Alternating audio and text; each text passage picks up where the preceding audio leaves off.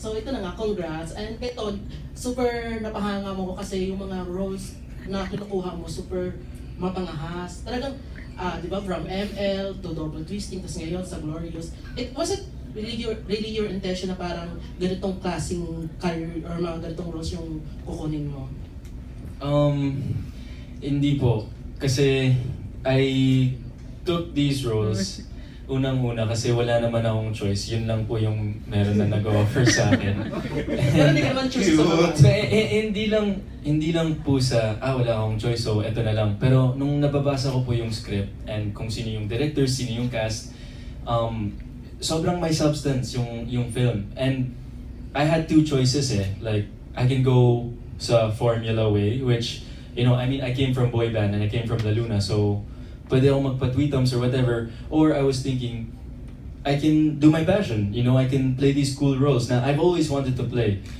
Kaya, ayun, that's why when people ask, it's not that I really chose, it's parang these roles really chose me. Parang nag-align lang yung stars ko na destiny, this is really what God wanted for me, diba? This is my lane, so I'm just sticking to my lane and doing my best. At pinatunayan mo na parang hindi mo kailangan ng collab team para magkaroon ng pangalan sa industry. Ganon, gigil na gigil. Ito na po yung bagong love team ng ABS. Doon sa cake scene, kasi gustong-gusto ko yun, yung scene na yun. Kasi bago yung pananaw ko sa cake. Wait, may inspirasyon ka ba doon direct? Talaga? Or sino yung nag-put ng, sino nag-isip ng ganong scene? Was that you? Hindi, syempre, yeah. Syempre lagi in every scene, parang isipin mo, what is good about a relationship between two people and they're starting out? I always want, the word that pops into my head is delicious.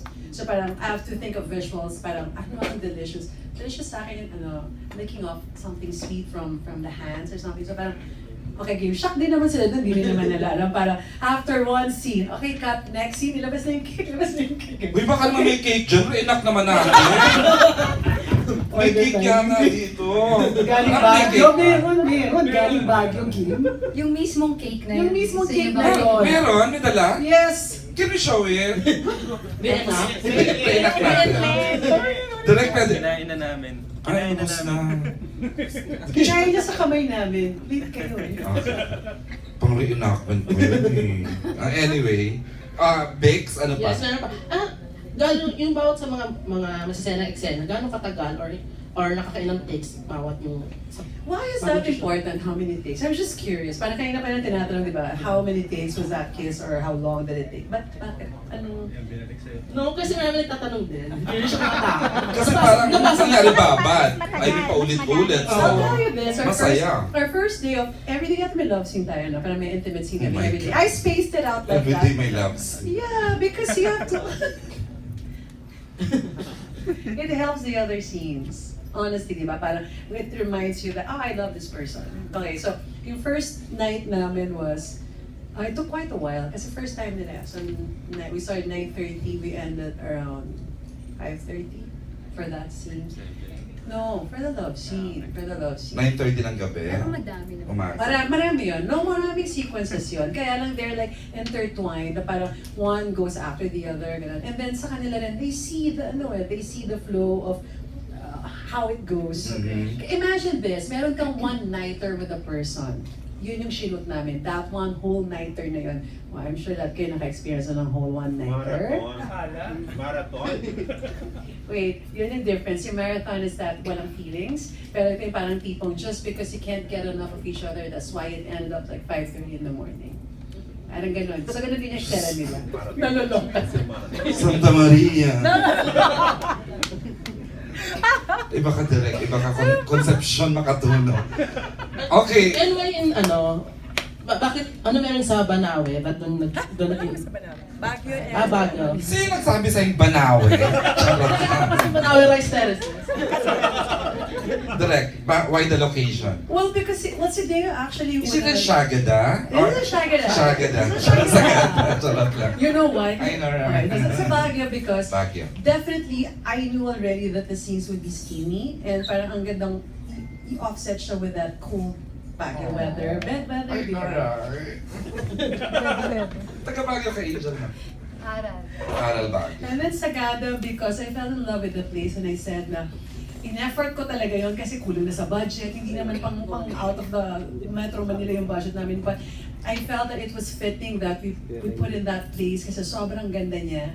Sobrang ganda niya na I wanted to share that whole thing. Hindi madali mag-shoot sa Sagada for us. Correct, ang lamig tas love scene. No, hindi sa lamig. We had to do a lot of walking and carrying our stuff. Tapos uphill, downhill. So parang very physical for all of us. But because we all believe that matatapos din to, we're gonna be able to do this and it's gonna turn out well, push lahat.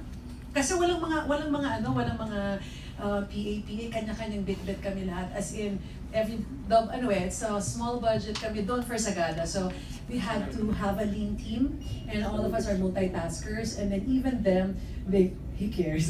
We carry their bags and everything. We look out for each other because there's just a few of us in there. But I wanted to also be able to shoot something na not having a big, you know how we shoot in ABS or in a film where there's a lot of people. And so we were like about 25 people all in. Kasama na Audio. everything. Wow. So yun. So, Ang ganda ng texture direct. thank Nung you. Sagada and the Baguio scenes. Biggs? Para kay Tony. Ano to, one-on-one na? Nag-chat siya iba? Charos, go. Para kay Tony, na-involve ka na ba before sa isang older woman? Nakwento ko sa TV Patrol kanina na Lagot ka na sa hindi naman. Kasi dati, merong isang woman na 35 siya. She already has 3 kids and a husband. So I don't wanna get involved with her. Like, friend ko lang siya. Pero umamin siya na in love siya sa akin. So for me, that at that point in my life, kasi when I was younger, my dad was telling me na age is just a number, alam mo yun. And syempre as a kid, I would always say, no dad, I don't want to be friends with older people, parang ganun. And at that point in my life, I realized na it's really possible. Anybody really can fall in love. It doesn't really matter the age, alam mo yun. It's just that connection between 2 people. Naging kayo, no? No, hindi. Syempre may asawa na yun. Baka Ay, oo nga hinaw pala. nun. Pero, Kawawa. for me, I understood her humanity na parang she was in a arranged marriage kasi. Kaya sobrang hindi niya choice. It wasn't her choice to fall in love, di ba? Matanda yung Ano- asawa Yeah, niya. yeah. So, 35 siya. Anong And, age mo nun? 10? Chika, chika lang.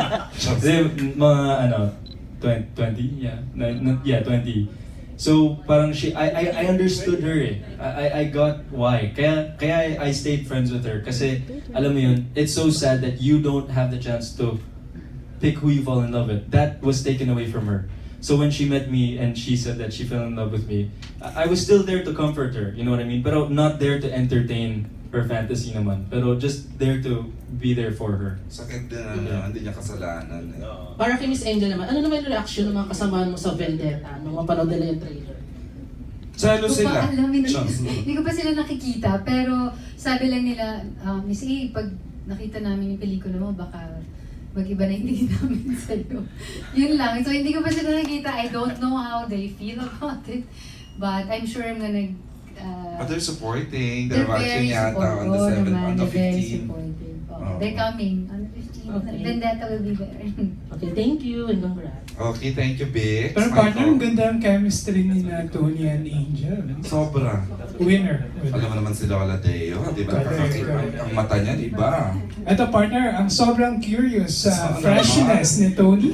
Wala iba kundi si Kate Adahar of Random Republic. Alam mo na, hindi nila alam kung sila talaga. Alam mo, Ano ba? Okay. Si Kate is Random. I know, Random Republic.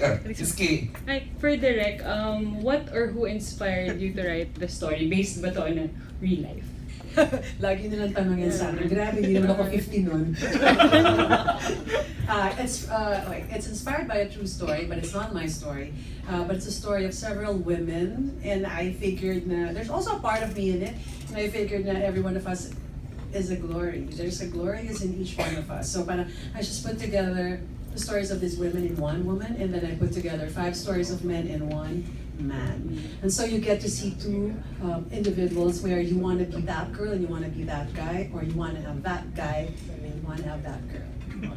And we all know na nag-viral yung trailer. So ano yung meme or feedback or any reaction online yung nag-stick sa inyo or nagsabi? Sunday tayo nag-launch direct. So when you learned na in 3 hours nag 1 million views. Can you imagine this when I saw that si DTE posted it? So, DT yesterday. oh, so parang mga ilang posts pa lang, ilang likes pa lang yun. Parang ako yata yung pangatlo or pang-apat na nag-share. Nag-share, okay. And then in about an hour, I saw that, oh my God, dumami. As in dumami yung views. Nakikita ko siyang lumalaki. Pero syempre nag-edit ako nun. So medyo nawawala yung attention ko doon. Nag-edit ako, tapos mabalik. And sobrang beautiful. Parang, you know, if you only know what we all went through, it's...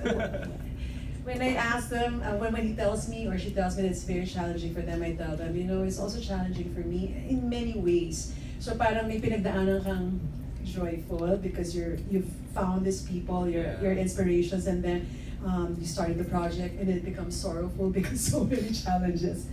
And then all of a sudden, one Sunday, it became so glorious. Phenomenal. It was. Parang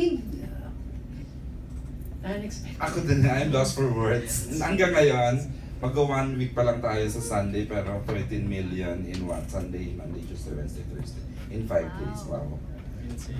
I think we all needed this. Parang to come to terms with what turns us on, what makes us happy, what moves us, parang what we like. Ayun, yung explanation why the sudden phenomenon dun sa viral, dun sa part na nangyaring ano. I don't know, in making the film, kasi parang my goal was, when you watch it, you would feel like, oh, Nico is the one kissing you, and if you're a guy, you're the one kissing Glory, and you're making her feel that way. Na parang, once you watch it, parang experiential siya, kasi diba, hindi lang naman detached, parang, shit, ang sarap, shit, ako ba to? Ako ba yung diba? Yun yung goal, and I'm so blessed na ganito yung mga actors na nakuha namin because it made that additional layer to the story, to the film. Pero Aaron, siguro ikaw naman sa dalawa si Glorious ka kasi sa edad mo. Di ba dalawa lang naman nag-relate ka eh? Kay Glorious o kay Nico? Hindi kay Nico ko eh. Wow, husband eh? Okay, more. Ano partner, ang sanay na sanay sa May, December affair. Oh my